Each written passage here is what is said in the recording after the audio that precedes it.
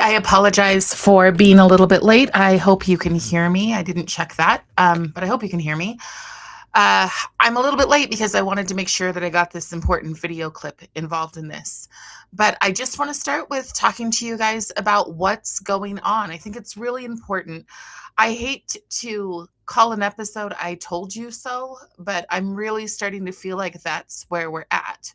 So let me just pull on and start talking to you. When kids are used for politics, this is a history lesson schools aren't teaching.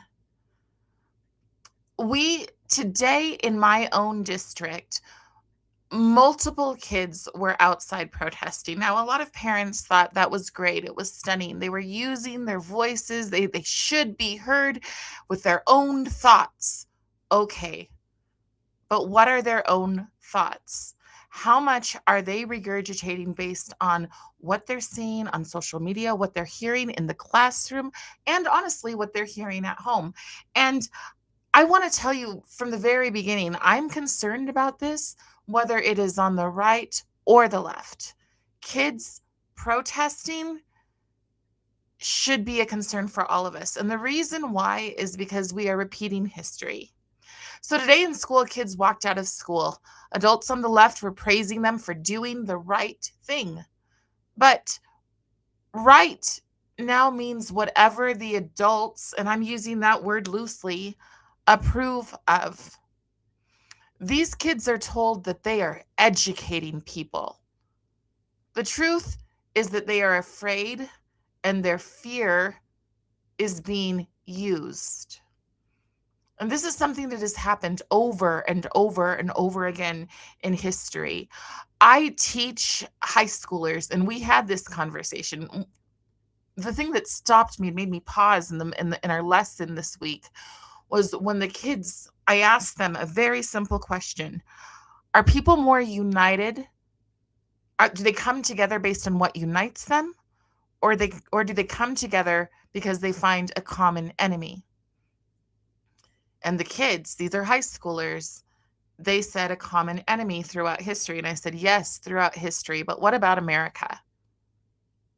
And we had to come to the place of realizing that this is new in America.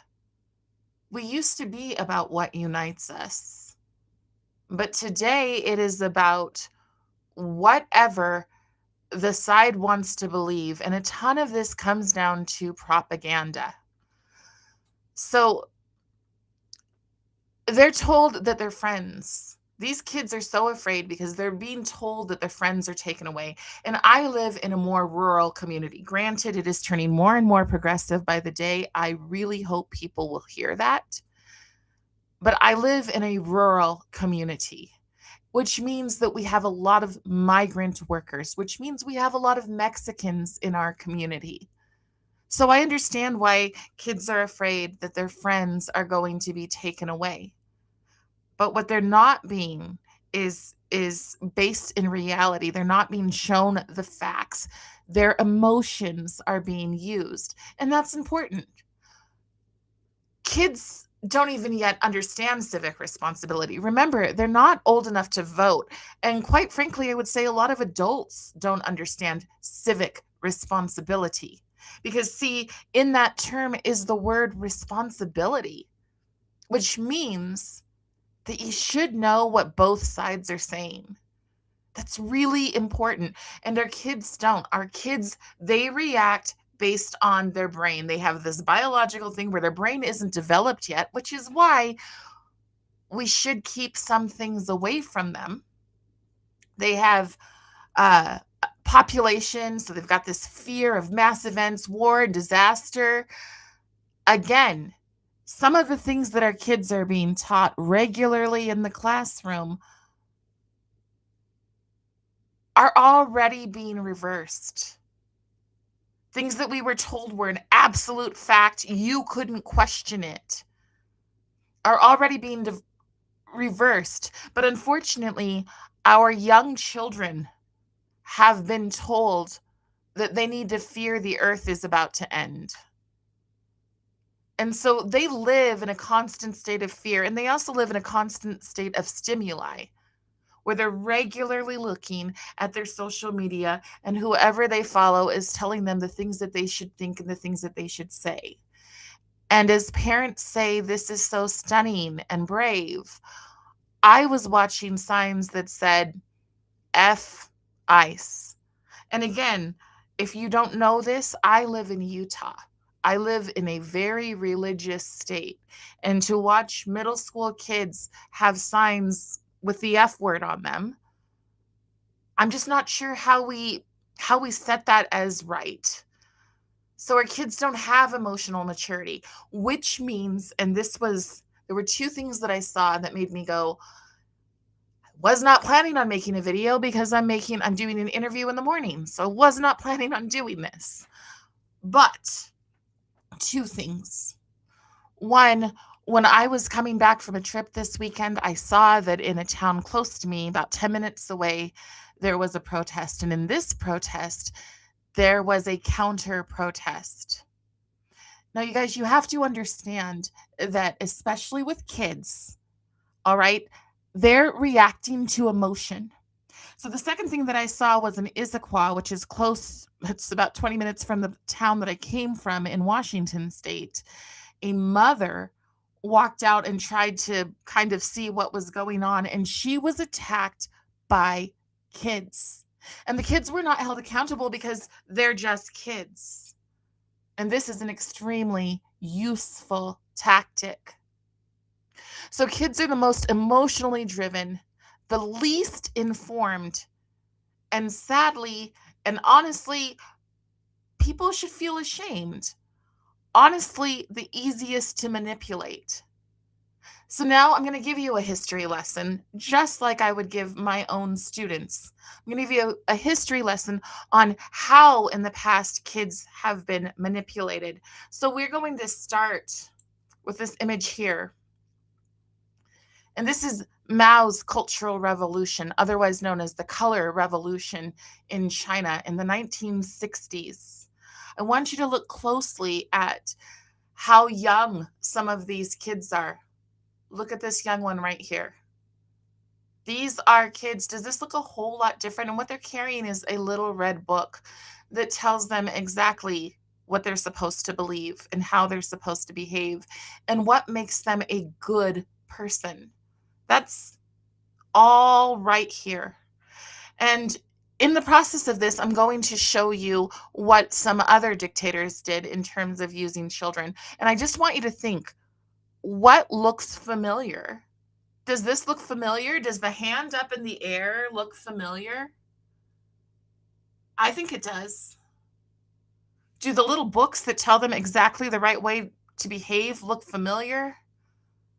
Yes, we have curriculum that is now teaching our kids the exact way to be a good person. And if you aren't that kind of good person, well, then you're disposable. I will get into that a little bit later as well. Let me just give you an example of the first killing under Mao. And I'm going to butcher this name, but it's Bian Xinghong, I think, was the first educator killed by students during the Cultural Revolution, beaten to death by the Red Guards on August 5th. Now, these kids only had permission to start being violent in the spring. I believe it was June. So we're talking 3 months before violence escalated. And that is what I saw when I saw the thing about the two counter arguments. And I've heard lovely people who I really respect saying, I'm so glad that there was a counter. Until we're not. Until we're not. Until, I don't know, one piece of ice hits another person in the face and there becomes a big bloody mess. Until towns are forced to choose between this or this. And you're afraid to look your neighbor in the eye because they might be on the other side. Does that seem at all familiar to you? But see, the thing is that the last time, for the most part, we sheltered our kids from it. And now we're using them. So beaten to death by Red Guards. The Red Guards were the young, the youth, who were mobilized to get rid of the four olds, which is old customs, old cultures, old religion, and old tradition. I believe I have so much of this going on in my head, and last week I did Cambodia, so I think that that's correct. Anybody, if I've got that wrong, please put it in the comments. As the party secretary and vice principal, she was targeted after Mao Zedong encouraged young people to revolt against authority. Again, please think about the chaos in our classrooms. Think about the teachers who have their hands tied behind their back by something that you might not know is called restorative justice, which really does neuter the teacher and says you have to put up with a whole lot of stuff. And if you send a child to the office, they may come back with a lollipop and look at you like, nice try. This is now in policy called restorative justice. I encourage you to look it up. I encourage you, if you're a parent, not a child, to look up the book Why Meadow Died. It will explain to you what's going on in our schools and what's been going on and how we got to a point where we have shootings and how we got to a point where we have shootings and we're paying for the defense. I just hope that you will let that sink in. All right. So our kids are being manipulated by language. The only thing more powerful than hate is love sounds wonderful, doesn't it? Except when hate means anyone who disagrees with you is hateful. Now, today, and I'm sorry if you don't like him, you don't appreciate him, but today is 5 months since Charlie Kirk was killed. And if it bothers you to acknowledge that a man was killed in Utah 5 months ago, then you might be the one who has more of a problem with hate, because I don't. I wouldn't want to see that happen to anyone. But I definitely think that the people who would justify that, and I want to be clear here because I've got students who are telling me that they're getting memes of this man's head being blown off. And it's a laughing matter for our kids. Is that kindness? Is that some sort of source of strength? That our kids are mocking the death of a man because of his words, right? Because you'll never have found anywhere that this man was a violent man, except for when you change violence to include words that you don't like. And if you can do that for a stranger that you've only seen on social media, what are you going to do when the kid in your class says something you don't like? And it has been justified. And see, this is this thing that they would do. I'm going to show you a short video, very, very short in a moment. But what they would do is they would say the special kids get to come here and the special kids, well, they get to be allies. And I'm pausing on these words because they're words that are currently in our schools. Last year, a student who was very upset at her teacher decided to take a picture of some of the things in the teacher's classroom in Payson. And one of them was how to be a bathroom ally. So our children are political pawns. And what that meant was that you are supposed to be a girl who will protect a biological male in the bathroom if other girls feel uncomfortable. See, so whenever you are taught that your kindness allows you to hate or bully another group, and again, I don't care what side this is on because I care about the human soul far more than I care about right or left. But whenever you are taught that you get to bully another group, and it is not bullying to say, you know what, I'm not interested in that. I'm not going to do that. That's not bullying. But to shame, to mock, to physically assault, and to be allowed to do it, we are there. That is happening. Just this week in Salt Lake County, kids stood outside and threw things at trucks, and not ice trucks. They threw things at trucks. They've busted school bus windows. And the attitude seems to be kids will be kids. But what you're doing is you're putting them in this boiling pot, and you're never, ever telling them no. And why not? Because you want them to be pawns. Do you know, in Minnesota, they will say things like, go out and use your bodies.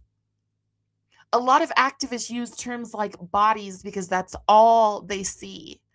And with adults, if you make those decisions, you make those decisions. But using our kids is something very, very different. So I'm going to show you what some of our kind people are saying. Now, this is not in our state, but it is kids. And I did my best with to cut things down. Oh, it's not going to let me show you the picture there. So you probably saw it for a brief moment. I'll try again. I don't know. We'll see if it'll work. Nope, it won't show it. Okay. So in this picture, it is a text thread of a group of kids that are about to protest. And they openly say, I hope the president loses his effing head. I can't wait for him to be shot in the head. Those are our kind kids talking, right? This is the kindness that we want for the next generation. So I want to show you, if I can get to it, I want to show you this video. Let's see. I'm a little lost in these things, so let me see. I hope I'm getting this. Please let me know if you cannot see it. Oh, wait, I think I did something wrong. I didn't hit share screen. Okay. Oh. Okay, I'm going to hit add new, hopefully, and share screen. We'll see if this works. Please let me know if you don't see it. I'm going to come over here and hit. Okay. I just want you to watch this little bit of a video, and I'm going to talk you through it because I don't know if you can see. Children became little Octoberists, named after the Bolshevik officer. So these kids are between the ages of 7 and 9. These are the little Octoberists. Pioneered at age 9 the Communist Children's Organization. This is Those who qualified could join the Communist Youth, the Komsomol, at age 14. These organizations reinforced children's duties as Soviet citizens, as well as the ideology of Marxist-Leninist communism. All of the children and youth who joined these organizations were expected to be avowed atheists. Conformity was essential. Okay, perfect. I hope you saw that. I'm going to look in my, oops, that's not what I want. I'm going to look over here and see in my notes or in my chat if anybody has seen that. Oh. So what I was showing was a piece of a video from Julie Bailing's film, Beneath Sheep's Clothing. And in it, she talks about what happened in Russia. They had the little Octoberists. The little Octoberists were kids between the ages of 7 and 9, pretty much as soon as children could be taken out of their parents' care. All right. There are a lot of people who feel that it is a mother's right and that we should all have equality. So every mother should work, not has the choice to work, but should work. And ultimately what that means is they want to get kids out of the household and into their centers of their education as quickly as possible. In Cambodia, which I just did an interview with Seek Smith of Mom Army last week. In Cambodia, what they would do with the moms to make sure that they had the equal rights to work is they would take their children and take them to the killing tree. You can imagine what that is. I'm not going to show any graphics because I do want this to be something that young people can watch and should watch, quite frankly. So they would take these moms and make sure that they were able to work. Today, we have people who want full time, all the time state care, cradle to the grave. They want socialism in Utah. There are people who do not, in fact, they detest the ability to homeschool because they want socialism in Utah. And the goal is always, first and foremost, to remove families, to separate the role of families. So I'm going to take you through a list of, I can find my list of things that is not it. I want to take you through a list of the things that Stalin did. So I'm just going to pull up for a moment kids of political movements. I'm going to pull up the things. This is all of my notes, excuse me. I hope you can see them. So Stalin started with the young pioneers. This is not new. Children as young as 11, they were taught that God was outdated. They were encouraged to report their own families. Loyalty shifted from parents to state, and it always starts with an enemy. What is the enemy? Well, in this case, for them, it was wealth. So let me come back here again and talk to you a little bit about wealth and what that meant in Russia. And I want you, if you are a child, if you're a family, I want you to think about your home. Maybe you love your home. Maybe it is your dream home. Maybe it's not that great, but it suffices. Maybe you want more. What they would do, and in Julie's film, there's a woman that gets interviewed with this, is that if you had a house slightly smaller than somebody else, you were considered wealthy. And the villagers would come to your home and take everything you have. Now, what happens and then they would take your family and make them live on the street. And they would take your fathers and put them in jail. That's history. So they would take these people, they were called the kulaks, and they would put them in the gulag. And then the family would be left to starve simply because of envy. So we created this within our kids. We created this wheel of what's called privilege and power. And many kids have seen it, not all of them have. But the wheel of privilege and power tells you who is oppressed and who is not oppressed. The goal of what we're doing right now with our kids is creating a proletariat group of young people. A proletariat group. Can you name a revolution other than the American, which had its own bloody war, but other revolutions of any time that have not been millions of people slaughtered because of envy and because of misrepresentation?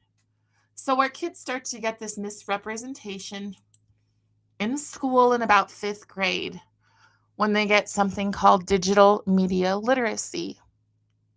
Digital media literacy begins to control their minds because it begins to tell them what they are not allowed to listen to, what makes them a bad person if they listen to it. And they don't say a bad person, they say harm and safety. In cultural revolutions, including now, there are places that are being taken over now where they will scream the prayer, they'll blast the prayer loudly 3 times a day, and it doesn't matter if you believe it or not, you still have to listen. And that is a more gentle version of, what a revolution looks like. But for our kids, and I think a lot of people justify what they're doing because it's not as harmful as, say, Cambodia, picking up kids, putting them in trucks, leaving them, separating them from their families, and blasting all day the new rules, the new laws while they're working. And then in the evening, they have to go and have a struggle session. And so do we.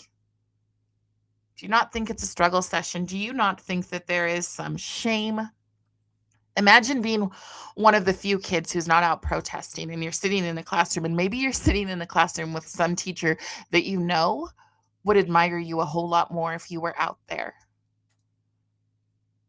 Do you not see how that could be a struggle session? How that could eat at the social success, eat at the mind of these kids?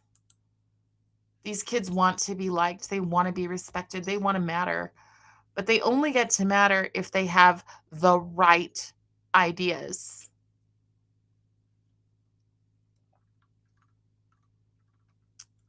This is nothing short of abuse. So I want to take you to CNN, which gives our kids the news from CNN. Okay, what they're not going to show, and this is important for our kids to understand. If you are a child, you need to understand this. ICE generally picks up illegals who have committed crimes. Now, all of this stuff about what President Trump is doing is propaganda. Now, there are two circumstances in which I want you to think about if you've heard of them. One is Alex Preddy. Alex Preddy, they twisted his image so much that even after he died, they made him look what they would consider more attractive. If a person is really worth it, if a person really has value, do you fix them up before telling their story? Now, there's a difference between a protest, which many of you did, where you stood outside and held your signs, and maybe, hopefully, you did it peacefully if you chose to do it. But you were doing it for something that maybe you should have seen the rest of the footage. When I teach in my class, especially when I'm teaching high schoolers, I try to show them both sides of something. If the kids come to me and say, hey, that guy deserved to die because he wasn't a very good person and this is what he said, then I say, okay, let's sit, let's pull it up, let's watch the whole thing. When people said that Elon Musk did the certain salute, I pulled up the whole thing and I let my students make the decision for themselves. I don't even tell them. They'll say, Mrs. B, I think you'll tell us the truth. And I'll say, no, I'll show you so that you can make your own decisions, because that's where you're at.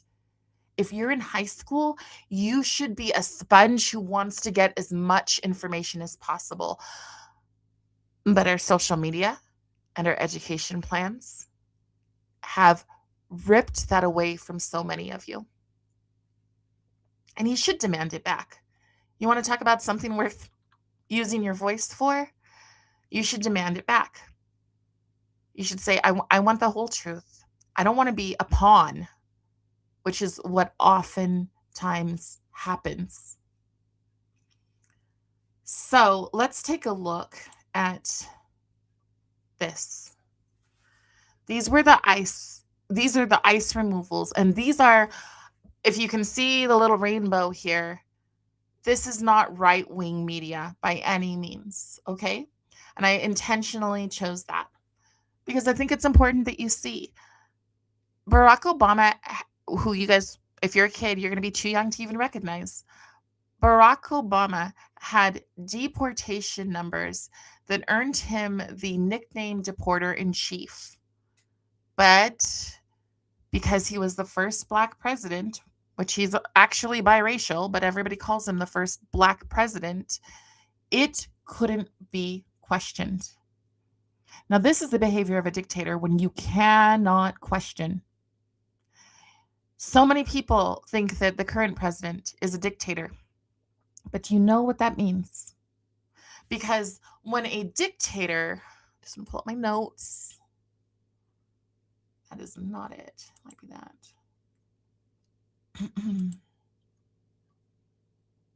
I'm having a little issue here, so just wait for me, please. There we go. Okay. When a dictator decides that they don't like something, that something's against them, they shut it down immediately. And by shut it down, I mean they arrest people, put them in jail, throw away the key, or they kill them. So you need to think about it. Were you able to stand outside peacefully and even have the police say we support your right to do so? Then you don't have a dictator. But see, this language is super, super important because it manipulates you. So I want to go back to the idea of kindness because that when kindness is only for some people, and this is something that Utah really loves. Utah even has like an award for the kindest school. But kindness comes with exceptions. You're told it's okay to hate the intolerant, it's okay to mock, it's okay to dehumanize, to see a person as less than human. Hate doesn't start with fists. It starts with permission. And we created this. We created this in our let us tell children how to be kind. Let me tell you, as somebody who educates kids, I see 87 kids a week, and those kids are genuinely kind. Now, do they have squabbles with each other? Sure. But overall, and especially in my class when I'm constantly trying to foster that humanity, I see the beauty of young people. In my high school class, they don't agree. In fact, some of them call it the arguing class, and they're not really arguing, but they don't agree. They have very strong opinions from this side and everywhere in the middle. In fact, that's how I run my class.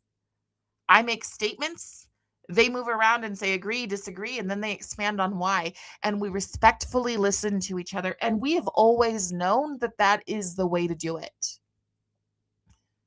But now we say, don't say anything that might hurt someone's feelings. That's not what's going on.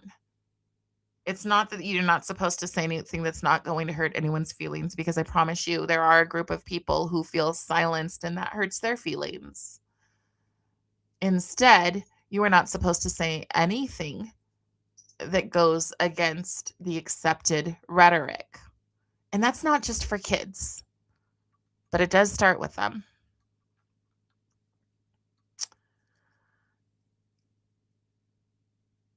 So, digital media literacy, which you have to have in order to graduate, challenges what kids or what you're supposed to do, or what we want you to do is to challenge what kids are taught to ignore.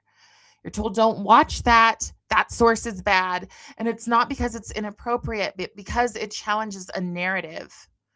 Did you know that a couple of years ago, there were several people who've escaped socialism? They're asylum seekers. If you don't know what an asylum seeker is, I highly recommend that you look. So they're asylum seekers. And that means that they've been through something really hard and they have left their country, oftentimes with fear of death or imprisonment. So these asylum seekers went to Utah, the all American religious state, and said, we think our kids should be taught communism.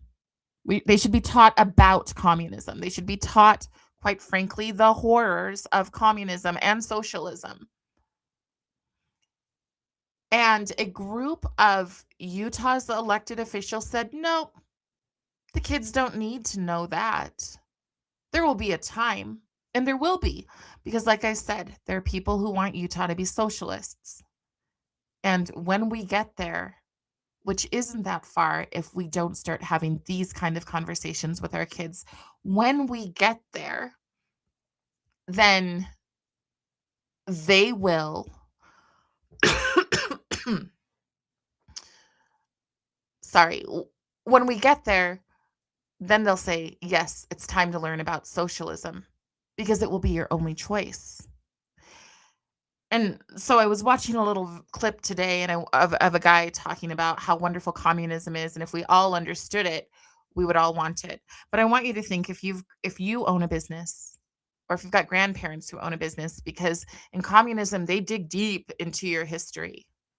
Now, mind you, I am a minority and not rich and started life extremely poor.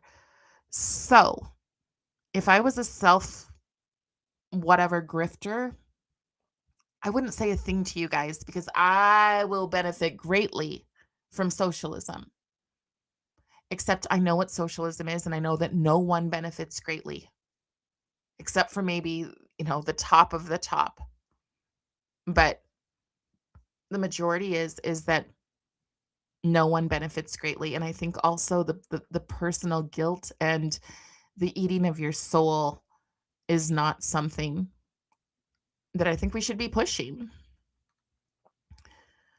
So you aren't supposed to watch things because it's inappropriate, but because it challenges a narrative. Have you ever thought about why we know about Hitler, but not Mao, Stalin, or Pol Pot? Because we need one common enemy. Now, there's no way in the world that you're going to hear me saying anything good about Mr. Adolf,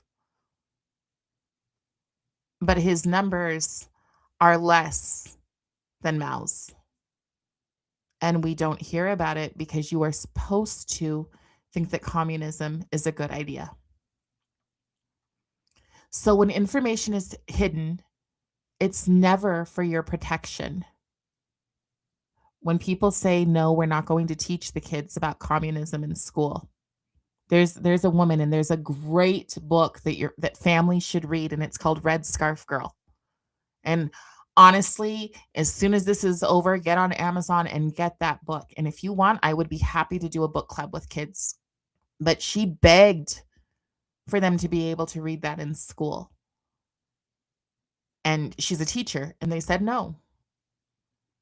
And if you saw it, I did this with some of my students. I said, I want you to highlight anything that you see that's similar to today. So in immigration, the stories that you're not told would slow down that hyper emotional narrative. That little boy, Liam, his dad left him. Were they supposed to just leave him in the car?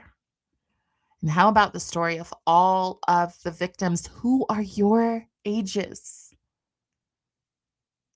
There are several images of young people, young girls who are assaulted and killed, but you're not allowed to say any of their stories because it doesn't fit the narrative. Because in a cultural revolution, one side is right all the time and one side is wrong all the time. And if that's what your mind is starting to make you think, oh, I couldn't talk to those people. I can't be friends with that person. Oh, then somebody is teaching you. You're literally being taught to hate.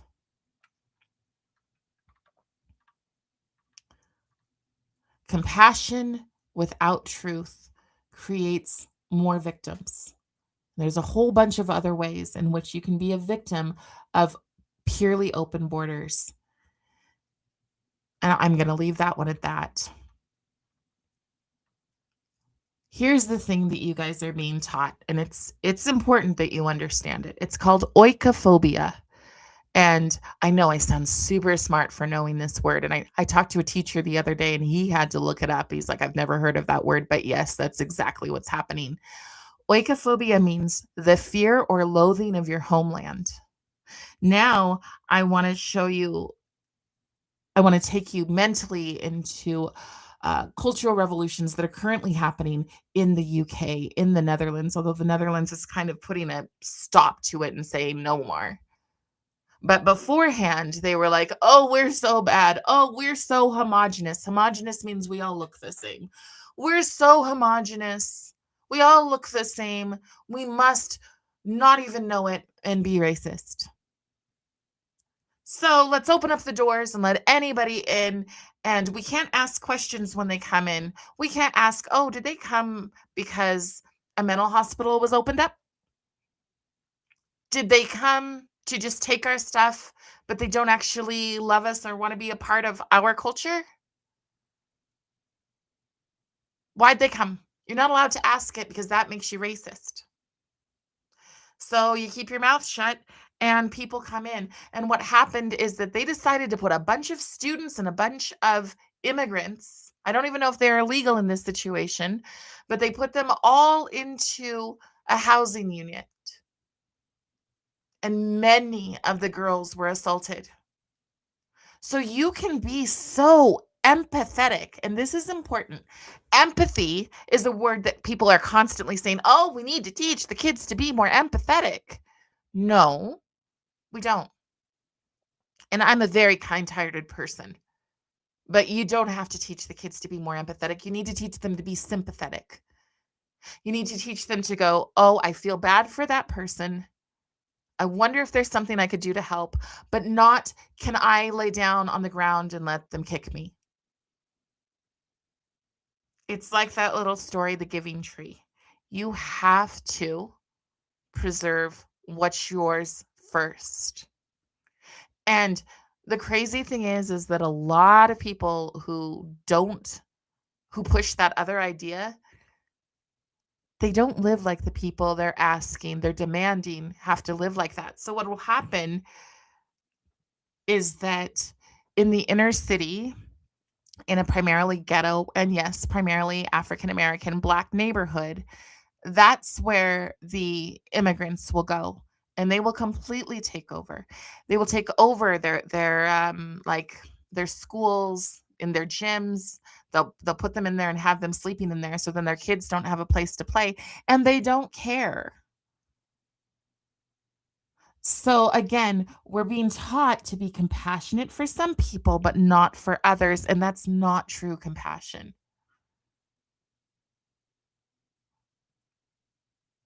I When I have the opportunity, I help asylum seekers.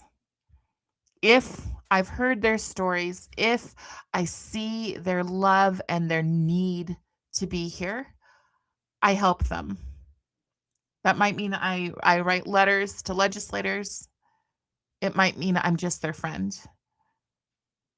But I feel very differently about that than people who come just to take. And the idea that you can't ask that question and that we tell our kids not to ask that question is how we use them as pawns. So for our children, and this has been happening, I know this happened because, well, I think my son was in 3rd grade. Um, he was told, or he came home and he goes, "Mom, America's not any better than any other country."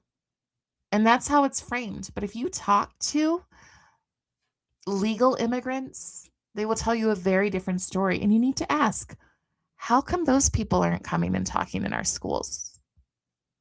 Because there's a lot of them, and there's a lot of them very, very willing, and there's a lot of them right here. Kiddos, sorry, I'm using that word, but I use it. So, students,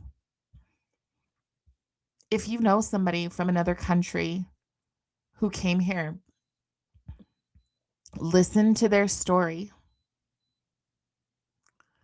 Okay, so our kids are being taught that we're no better than anywhere else, that we're fundamentally evil, that no one is illegal on stolen land, which means they're not even learning about the Louisiana Purchase or how we got Mexico. That we're undeserving of borders, that we're too privileged. I wish, I just think it's ethically wrong, but I wish I could take a picture of all of the people who work with Better Boundaries and Mormon Women for Ethical Government and just kind of give you a glimpse of their lives, but yet the way that they want others to live and that they demand others to live. It's it's interesting. Cultural revolutions, they always destroy history. That's the first thing. So they revise history. So you will hear a story and you're like, that's not the story I heard before. And maybe, because I always tell my students, I am going to tell you as much truth as I have because I wasn't there. But I'm going to tell you as much truth as I have. But everybody has an agenda. But when you see Anne Boleyn as an African American, Or Cleopatra, the same. That's revised history. That is history with an intention of purposely getting your kids to not know the truth. So, they take away your history, which also takes away your pride. I'll throw this one out. When places are conquered, they change their flags. They take away art and turn it into something ugly. They take away faith. A lot of times, the dictator literally becomes God. And if you want to do some pictures, go Google some images of former presidents being made to look like saints. There's probably some of, Mr. Trump as well, but I've not seen those. I've also not looked. Um, they take away your faith. Right now, there is a court case in Maine, in America, where a mother cannot take her daughter to church, even though her daughter wants to go to church, because a father who was never in the picture sued her with the ACLU. And now she cannot take her daughter to church in America. That's where we are, under the name of who knows what. Inclusion for the father who wasn't there. But taking away or reframing what religion is, saying that you're only a Christian if you do things exactly like this, and then looking at that exactly like, and looking at your own scriptures and going, well, that's nothing like what my scriptures say. And they're like, that's fine, just throw away your scriptures. We're telling you now how to be Christian. So in Russia, what they did is they said the verse, goodness, about the dove, be wise as a serpent, gentle as a dove. They changed it because they realized they couldn't take the people with their deep, deep faith. So instead, they put new pastors in who would teach the new state religion. And so instead of saying, be wise as a serpent, gentle as a dove, they said, be gentle as a dove, gentle as a dove, gentle as a dove. In other words, be weak and a doormat. Sound familiar? How many churches today do you see that are a bunch of women who have very, very strongly different views than what you grew up with? And they encourage you to deconstruct and to adopt ideas that are not what you know to be true. It is an attack on truth. And then there's identity. And you guys, this is old as the beginning of time. Shadrach, Meshach, and Abednego, they had different names. And then they were taken for their families and raised by the state, which gave them fully different identities. And when they decided that they would not fall to those identities, they faced massive repercussions. Does it not sound familiar?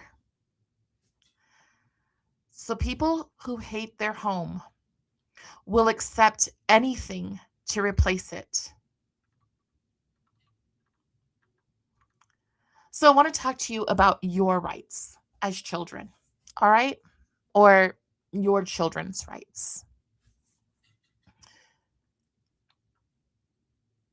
These things must be an adult responsibility. And I know if this is the first time that you're seeing this, you may very well believe that I caused Furrygate and Payson 2 years ago. I did not.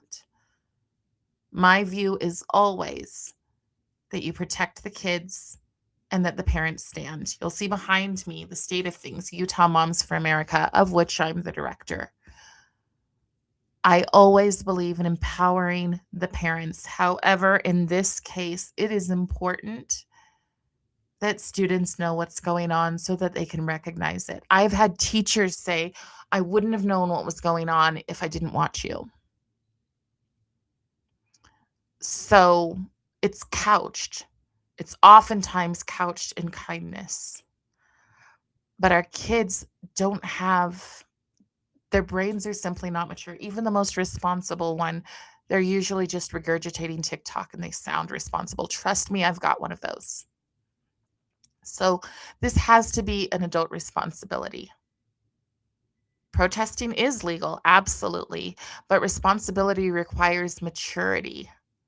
An adult should protest, not students. You have no idea what kind of violence. I want you to think again. Kids throwing ice bricks.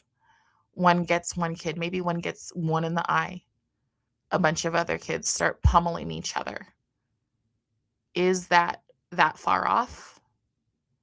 How about the teachers who support it? And now they've got a very clear thing of who does and who doesn't. I can promise you that's a real thing because I have access to a curriculum book that shows the teachers that they're supposed to judge based on who's accepting their brainwashing and who's not. By brainwashing, I mean ethnic studies. Ethnic studies has two parts. I will say this in every video. The first part is to teach your child why they are oppressed. Do you have a big, beautiful house with a big, beautiful family? Do you love your big, beautiful spouse and your and have a big, beautiful legacy? Well, your kids are going to be taught, even in that circumstance, why they're oppressed. And if they don't get the easy ones, if they don't get the I'm a minority, well, then they're going to go into other things. And sadly, some of those other things become the most violent. There is a common thread between all of these shooters, these would-be and successful assassins. Don't let it be yours. Protesting is legal, but responsibility requires maturity. Adults should protest, not children. And there's also much more effective ways to advocate. Removing parent-child bonds is always intentional. Do you have a youth center in your area?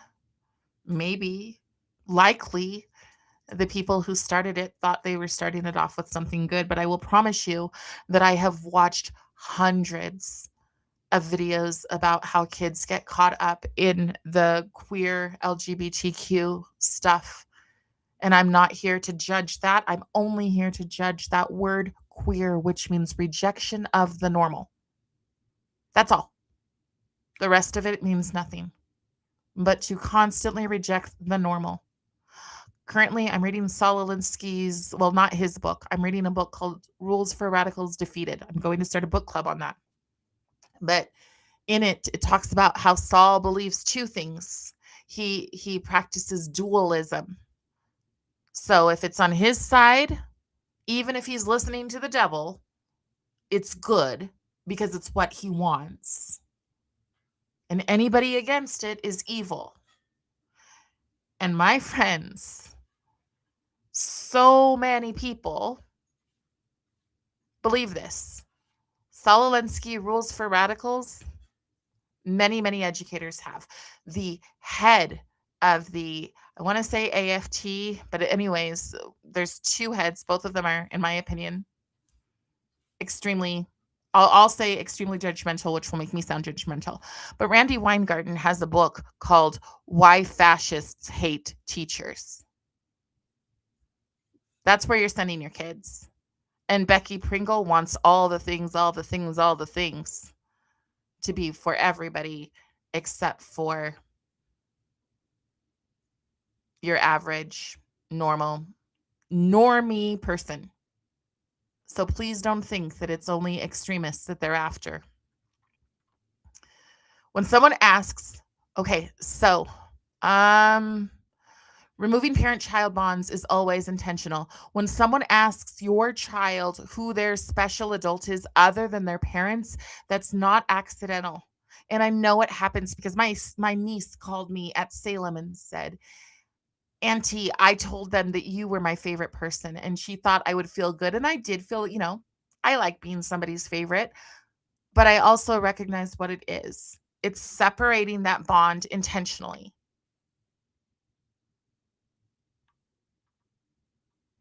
Kids deserve innocence. They should not be pawns in this mess. They deserve education, not propaganda. They deserve truth, all of it.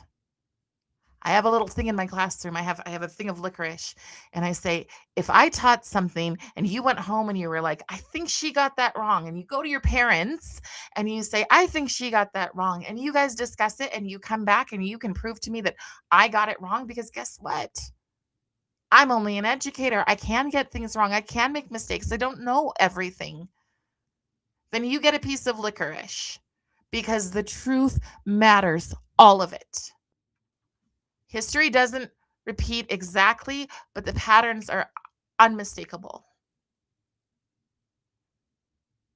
And here's the thing, I so appreciate you. I'm going to check and see if any of you wrote in the comments. If you did, thank you. If you didn't, thanks for watching. Thanks for sticking with me. But personally, I'm going to spend every breath I have helping families recognize these patterns, because our children should never be used. They should never be erased or sacrificed for someone else's agenda. Let me take a look at the chats. I do not see anything in the chat, so I'm going to let you go. Thank you so much for watching. Tomorrow, I have an interview with a critical thinker. His name is Will Roosh, and he teaches kids to think critically. I'm really excited for that conversation. It will be at 10 a.m. sharp. And please share this. Please share this. And please look into a few other people. Look into Xi Van Fleet. I have several interviews with people who've escaped communism. Carlos Moreno is right here in Utah. I've got friends who can't tell their stories yet. But Xi Van Fleet, parents, if you want to know more and you have the stomach for it, I highly recommend Julie Bailing's Beneath Sheep's Clothing. She has interviewed experts, both nationally and internationally, and she explains how this stuff gets into our schools as well as our churches. All right, my friends, I need to go to sleep because I've got an interview in the morning. Have a great one. Bye.